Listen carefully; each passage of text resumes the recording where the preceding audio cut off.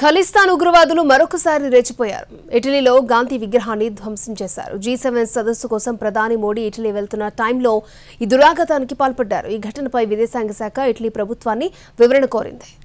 ఖలిస్తాన్ ఉగ్రవాదుల ఆగడాలు ఇటలీకి విస్తరించాయి. కెనడాతో పాటు పలు దేశాల్లో భారత వ్యతిరేక కార్యకలాపాలకు పాల్పడుతున్న ఖలిస్తాన్ ఉగ్రవాదులు ఇప్పుడు ఇటలీలో గాంధీ విగ్రహాన్ని ధ్వంసం చేశారు.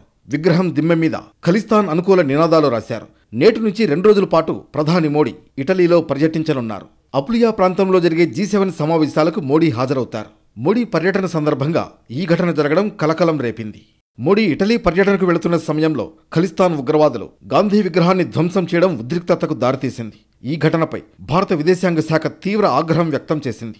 సమగ్ర దర్యాప్తు చేయాలంటూ ఇటలీ ప్రభుత్వాన్ని కోరింది. మరోవైపు దాడికి సంబంధించిన ఫోటోల్లో గాంధీ విగ్రహం దిమ్మె మీద హర్దీప్ సింగ్ నిజ్జర్ నినాదాలు సైతం కనిపించాయి.